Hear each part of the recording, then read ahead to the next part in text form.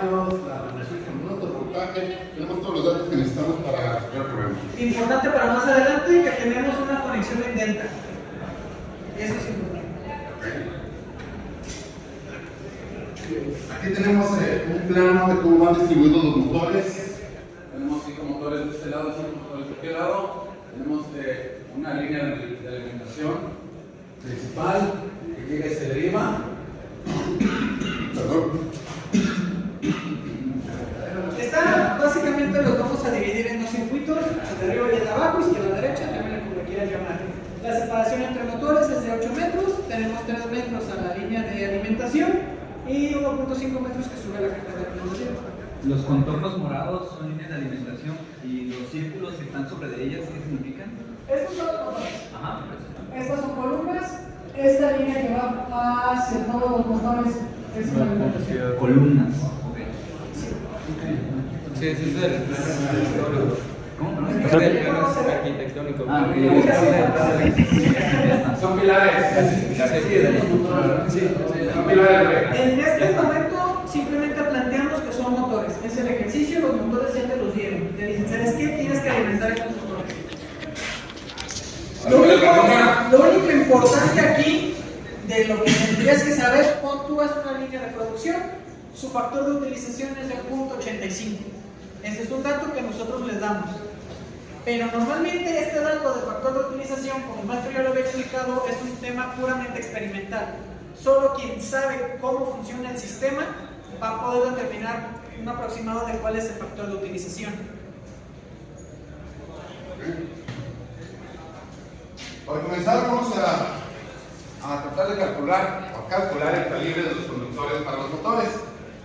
Tenemos la potencia del motor, entonces empezamos sacando la potencia de salida, que serían 40 caballos por el factor de conversión de caballos a kilowatts, .746 es un caballo, nos da 29.84 kilowatts, que es la potencia de cada motor.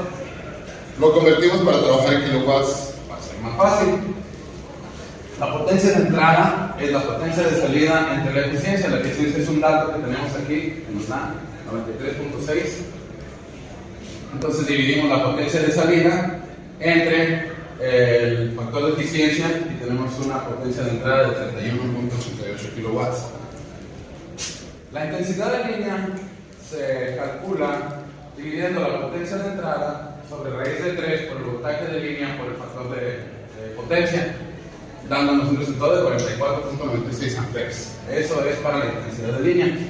La intensidad corregida es la intensidad de línea por el factor de utilización. En este caso, como lo mencionó mi compañero, usamos un 0.85, lo multiplicamos por la intensidad de línea que teníamos y nos da un resultado de 38.22 amperes. Según la norma postal mexicana 2012, que fue la más actualizada que pudimos encontrar, a 2018 creo que todavía no se... Están en el proyecto. Está en este proyecto, todavía no se publica. Todavía no se... 2018. Ajá. Entonces utilizamos la NOM 001, la sección 210-20, y nos dice que para una intensidad de línea la multiplicamos por un factor de 1.25. El factor de 1.25 es el factor de precisamente para circuitos derivados en cargas continuas, que las cargas continuas son que están en constante funcionamiento a partir de 3 horas o más, se les aplica el factor del 0.25. Independientemente de esto, por la práctica del maestro nos indica que sí o sí multipliquemos por 0.25 por seguridad. Por 1.25, se le sumamos el 25%. De ahí viene. Igual este comentario viene en las notas del editor.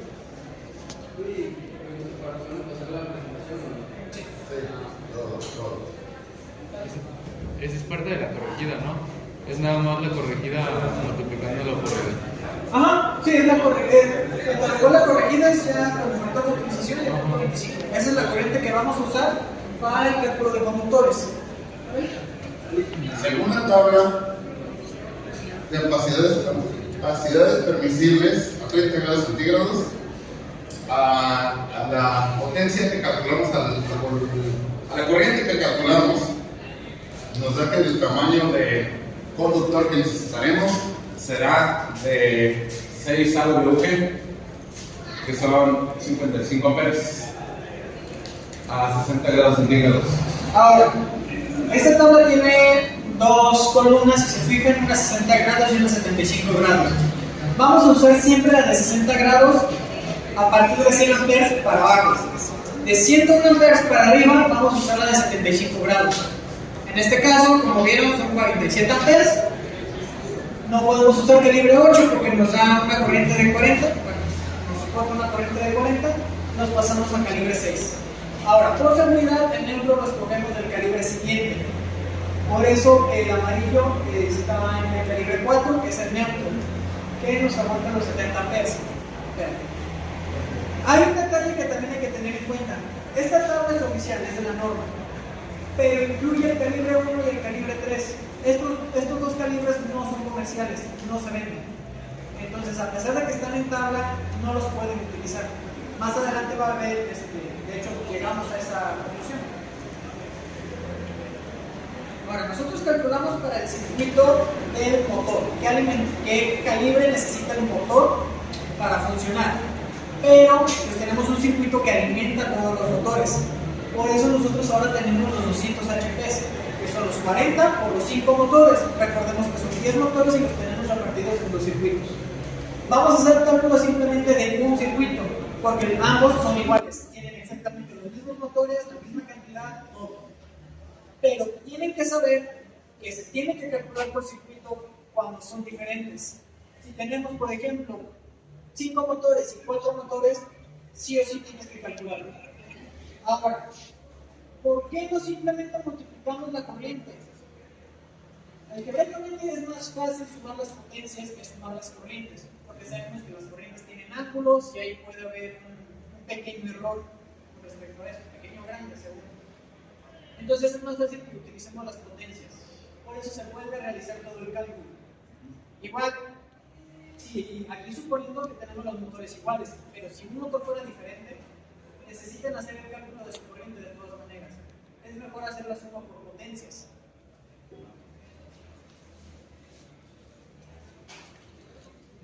Ahora, en este caso, a la corriente que nos calculó, nosotros tenemos que escoger un calibre 2. Simple y sencillamente, nos da la corriente. Ahora, lo que les comentaba, el neutro pasa al siguiente calibre, pero es calibre 1. Comercialmente no existe, nos pasamos a crucero. Ahora, nosotros se nos pidió que les enseñáramos a calcular todo este procedimiento, cuando mucho de esto ya se hace con normas. Por lo tanto, esta tabla no la van a encontrar en la norma. Esta tabla está en el libro de instalaciones eléctricas prácticas del ingeniero de salida. Igual el comentario está en la presentación. ¿Para qué necesitamos esta tabla? A pesar de que en la norma nos viene la sección transversal del cable, según su calibre, nosotros necesitamos esta segunda columna, que incluye el aislamiento que tiene el cable. ¿Esto para qué? Nosotros ahorita vamos a calcular qué calibre o qué tamaño de tubo de tubería necesita para meter ese cable. Entonces nosotros decimos, ahorita vimos un calibre 2. Pues un calibre 2 tendría 89.42 milímetros cuadrados de sección transversal.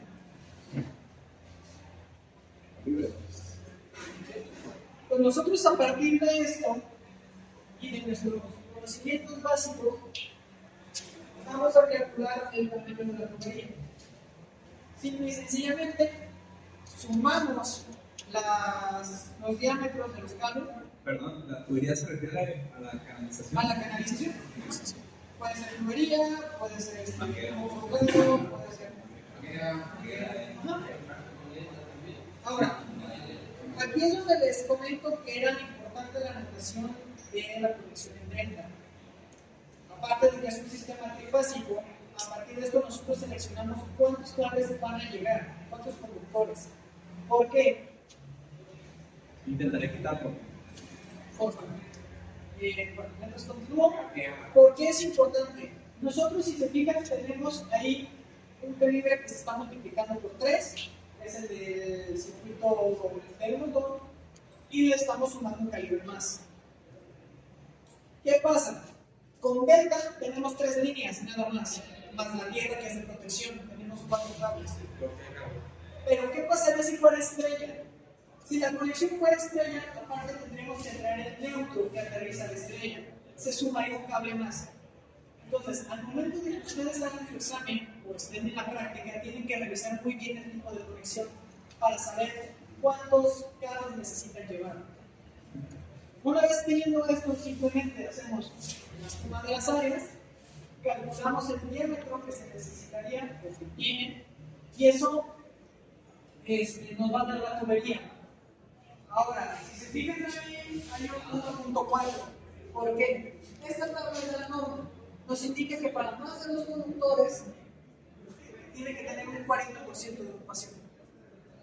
Entonces, tenemos que partir de esto para calcularlo. Regreso a poner atención al motor. Si fuera un motor monofásico, estamos hablando de que tiene 2 cables, entonces hablamos del 31%. ¿Sí? Entonces, hay que poner mucha atención en estos detalles. Igual, el cálculo se hace para el circuito de derivación. Es como porcentaje máximo, ¿no? De la población. Ajá. De hecho, si se fijan, tenemos 0.76 pulgadas y 1.06 pulgadas. No tenemos tuberías de ese tamaño. Pero no nos podemos ir más abajo, porque ese es el mínimo. Entonces nos iríamos a una de 1 pulgada y una de 1/4. Supongo que ya saben sobre un caso de que alguien no sepa. Hicimos la conversión de milímetros por pulgadas porque comercialmente no van a encontrar tubería en el sistema internacional, entonces tenemos que pasar al sistema inglés, pulgadas, y tenemos aquí un diámetro de 1.067 pulgadas. Una tubería de 1 pulgada quedaría demasiado justa. Tal vez pasaría la norma, tal vez no. Lo más seguro es que no, así que yo me iría por 1 1/4, que sería la siguiente arriba. Eso no es tan comercial 1 1/4, pero se encuentra. Digo, en el mejor de los casos se pasan a 1,5 y vamos a Súper sobrado.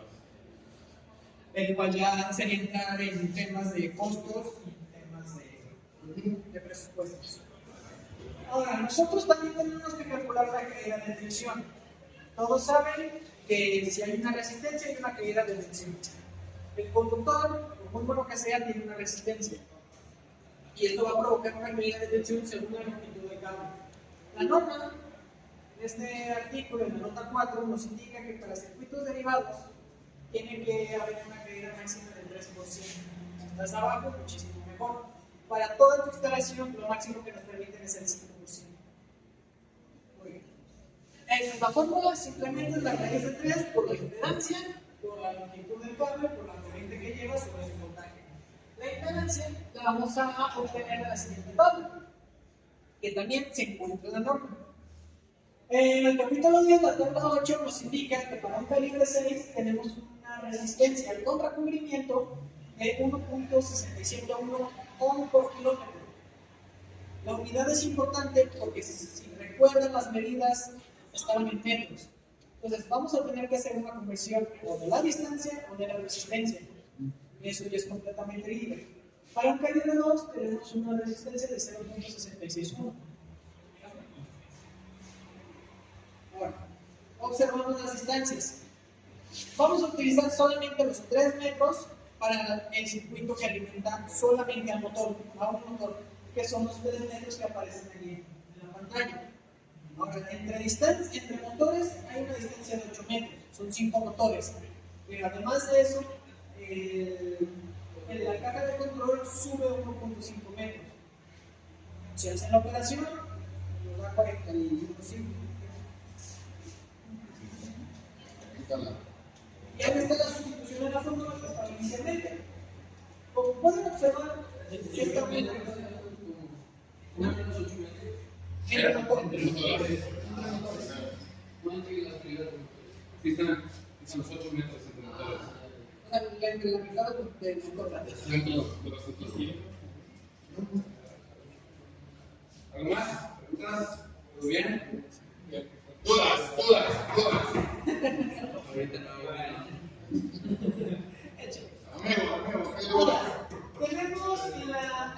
protección, que es el que va a generar a los 5 motores, una caída de tensión del 0.9%, no llegamos ni al 1. Estamos perfectamente dentro de la normativa. Mientras que para el individual tenemos una caída de 0.1%. Seguimos dentro de norma, estamos perfectos. Me imagino que no hay duda, la caída de tensión es bastante sencilla. Ahora, recuerden que siempre que está la raíz de 3 es porque estamos en un circuito trifásico. Si fuera un circuito monofásico, hay que cambiar la fórmula de acuerdo a eso. Ahora, la protección. La protección de los circuitos son las conocidas ITMs, interruptores termomagnéticos o pastillas. Son la misma cosa. Estas protecciones se seleccionan a partir de la corriente demandada, que es la corriente que nosotros ya calculamos.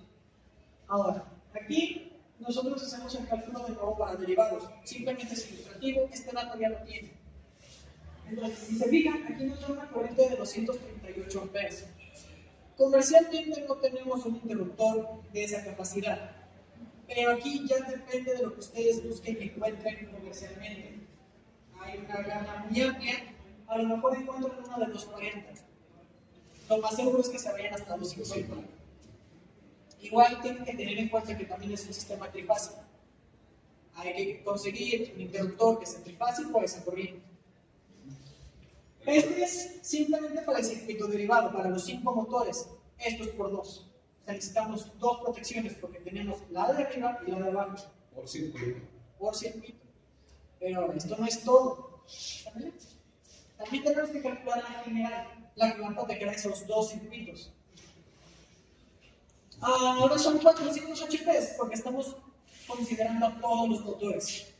Se aplican exactamente las mismas reglas de factor de utilización, el 1.25 por seguridad, y nos da una corriente de 477.69. Ahora, esto hay que dividirlo por línea, para saber el conductor por línea. Esto también, si se fijaron, pasó en los circuitos derivados, en donde no pasó en el motor. Es únicamente en donde no se divide. Aquí hay que dividirlo para saber el calibre de cada línea. Ahora, ya estamos arriba de los 100 amperes. Entonces, nos pasamos a la siguiente tabla. A la siguiente columna. Que ya estamos en los 75 grados. Agarramos un calibre 2.0 y un 3.0 a partir de esa corriente. El 3.0 ya saben es el neutro, que es el calibre siguiente al que agarramos de fase. Ahora, en este punto me voy a permitir explicarles por qué más o menos se selecciona un neutro mayor. Nosotros sabemos que existen los armónicos, todo este ruido que se genera en la onda, y ese ruido va a aumentar la potencia o la corriente demandada por el circuito, inclusive el voltaje. Y todo esto se va a ir por el neutro, no se regresa por la base, se va por el neutro. Entonces, por eso el neutro se selecciona mayor. Pero, ¿entra el motor esos armónicos? No, el motor los genera. Entre tantas cosas. Ahora, los exámenes. Los exámenes es un tema bien interesante, porque todo se va a basar en este cálculo. En todos estos cálculos ustedes los van a tener que hacer a mano. Todos. También el maestro nos dio un techo presupuestal de 60,000 pesos por motor. Nosotros les vamos a dar la potencia que tiene que tener el motor, en qué conexión, etcétera. Ustedes van a tener que buscar el motor, van a tener que buscar sus protecciones. Los interruptores no. ¿Qué protecciones nos referimos? A lo que nos hablaba la clase pasada. Los arrancadores suaves y Los protectores y bueno, para el motor tenemos ese techo presupuestal. Entonces, si consiguen un motor de, digamos, les pedimos 50 HPs y ese motor ya se fijó los 60,000, van perdiendo. Necesitan encontrar algo más barato. Vamos a tratar de no ponerles, por ejemplo, un motor de 100 HPs, porque sí nos podemos salir del presupuesto. Van a ir sobre nuevo, no se metan a marketing, no vayan a baratillo. nuevo. ¿Cómo se lo instalaría en una empresa? Bueno.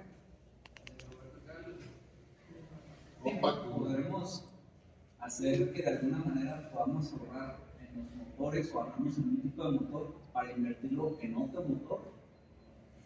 Todos los motores tienen que ser iguales. Todos tienen que ser iguales, ¿verdad? Y para las protecciones ya es otro tipo de... Si te sobra dinero, qué chingón. Mejor si te sobra Si dinero. te sobra dinero, qué chingón. Pero tienes tu límite. O sea, tienes 60, no te puedes pasar ahí. Ahora, es importante, tenemos 60,000 pesos por motor, no por todos los motores. Y no van a cotizar conductores, no van a cotizar interruptores termomagnéticos, solo tienen que considerar lo del motor para que el motor funcione. Que es lo que les digo, comentamos en la clase pasada, que son los arrancadores suaves y los bancos de capacitores. Arrancadores suaves, ¿te refieres a los de tensión? De tensión reducida. Reducida, es el más caro. Es el más caro. Por eso tienen que tener ahí un balance. Bien. Igual, si veo que muchos están teniendo problemas con el presupuesto, necesito que me lo hagan saber para yo decirle al maestro, ¿saben qué? 60,000 pesos para todos está quedando corto. Subió la inflación. Tenemos 60,000 para el puro motor o para el arrancador también. Para que el motor funcione. Con esos 60,000 te tiene que alcanzar para el motor, el arrancador y el banco de capacitor. Exactamente. Tal vez no, pero el chiste es que busquen, si alguien encuentra, ¿saben qué? Si se puede, pues, si la neta nadie encuentra, si no mames, que 60 no van a ajustar, le decimos al maestro, ¿sabes qué onda? Lo mínimo que encontramos son los 70 ya con el banco de capacitores y el software, con eso. Tengo otra pregunta. Por ejemplo, el banco de capacitores se utiliza para los 10 motores, uno para los 10 motores, ¿no es así? El maestro dijo que era mejor Uno por motor. uno por motor. Pero si te sale más barato a ti meter uno para todos, Ajá. no es eso. O para cada circuito, puede Es ser. que lo más seguro es que te salga más caro ¿Más caro? Sí. Reduce por la capacidad. corrige la temperatura de ventas. ¿Alguna otra pregunta? Dudas. Ahora, de los exámenes, les digo, tienen que hacer los 4. Si ustedes libremente quieren modificar los datos de alguno de los exámenes, son libres. Las únicas condiciones es que los motores no bajen de 10. 10 motores. De ahí para arriba. La potencia mínima, a excepción de que nosotros les pongamos una potencia más chica, 40 HP. Y por ejemplo, tengo otra pregunta. Si utilizamos una de 10 caballos, para nuestro siguiente, bueno, tenemos nuestro presupuesto de 60,000 por motor, pero si utilizamos para, por ejemplo, uno de 20 caballos, que estamos libres de hacer eso, pues, puede estar a la disposición. Seguimos teniendo 60,000 porque el de 20 caballos es más caro. Siguen teniendo el mismo presupuesto, pero ten en cuenta que tienes que rendir esta blanca. O sea, tendrías que meter más motores. Nosotros en los exámenes, digamos, no les vamos a dar exactamente la misma potencia, pero ustedes, si le quieren mover los datos, sí tienen que más o menos sobre eso. Y tengan en cuenta la conexión, si sea cabo estrella. Si la hacen estrella, les va a montar un cable. Y eso va a aumentar eso. Pero ten en cuenta que también es más caro hacer la estrella, pero ya te la está aterrizando. Cosa que no tiene, o sea, el delta nada más aterriza en la carcasa. ¿Dudas? No, pero simplemente si hay un desbalance, el desbalance se va por el neutro. En delta, el desbalance se va por la mitad. No está de protección, pero para sobrecargar. Ser un balance, un motor de ventas para producir hormonas. No queremos eso. ¿Alguna otra duda? ¿Preguntas con la presentación? Les comento, esta presentación se va a subir, se les va a subir también el documento en el que nos basamos, está todo ahí. La norma oficial la pueden encontrar en internet, igual voy a tratar de, si me acuerdo, de ponerles el link para que tengan rápido acceso. Y el libro del ingeniero de Cerriles está en Facebook. Yo se lo subí al maestro, está de las primeras publicaciones. Por si también quieren checar la tabla, que no les estoy echando mentiras, ahí pueden. Ahorita la norma está 001/2012 y la sección de recuerdo tuvimos las tablas.